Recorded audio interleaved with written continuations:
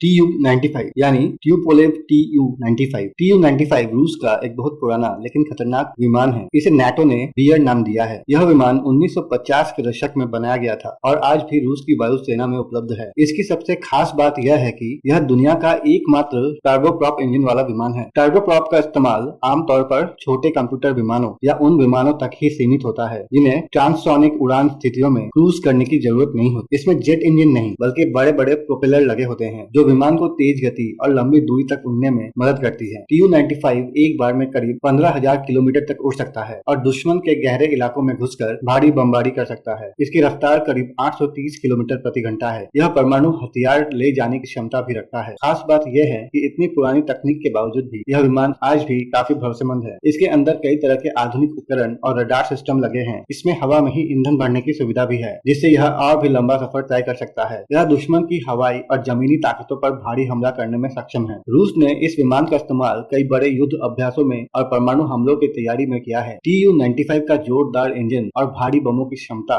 इसे खतरनाक बनाती है। आज भी जब रूस अपनी वायुसेना की ताकत दिखाना चाहता है तो TU-95 को आसमान में उतारा जाता है। TU-22M ट्यूपोलेव TU-22M TU-22M रूस का एक सुपरसोनिक बम वर्षक विमान है जिसे नाटो ने बैकफायर नाम दिया है। यह विमान 1960 के दशक में डिजाइन किया गया था। 1970 के दशक में वायुसेना में शामिल हुआ। इसका मुख्य काम दुश्मन के जमीनी ठिकानों और जहाजों पर लंबी दूरी से बेस और मिसाइलें गिराना है। इसकी सबसे खास बात यह है कि ये सुपरसोनिक गति से यानी आवाज की गति से भी तेज उड़ सकते हैं। इसकी अधिकतम गति करीब 2300 किलोमीटर प्रति घंटा है। TU-22M में एक और दिलचस्प बात यह है इसके पंखों को मोड़ा और फैलाया जा सकता है। उड़ान के हिसाब से पंखों को मोड़ने से विमान गति और ईंधन खपत नियंत्रित रहती है। इस विमान की उड़ान सीमा करीब 7000 किलोमीटर है। यह एक साथ भारी बम और मिसाइलें ले जाने में भी सक्षम है। खास तौर पर इसमें KH-22 मिसाइल लगाई जाती है जो दुश्मन के युद्ध पोतों और एयर बेस को नष्ट करने के लिए बनी है। TU-22M में 4 से 5 क्रू सदस्य होते हैं। इसके केबिन में रडार, मिसाइल कंट्रोल सिस्टम और इलेक्ट्रॉनिक वॉरफेयर उपकरण लगे होते हैं। रूस इस विमान का इस्तेमाल बड़ी सैन्य कार्यवाही और विशेष मशीनों में करता है। यूक्रेन युद्ध में भी TU-22M ने कई अहम ऑपरेशन किए। इसकी रफ्तार और मारक क्षमता इसे रूस की वायुसेना का बेहद खतरनाक हथियार बनाती है। दुश्मन के इलाके में बड़ा हमला करने में इसे माहिर माना जाता है। A-50 बोरियव A-50 रूस का एक विशेष विमान है जिसे AWACS यानी airborne warning and control system कहा जाता है। नाटो इसे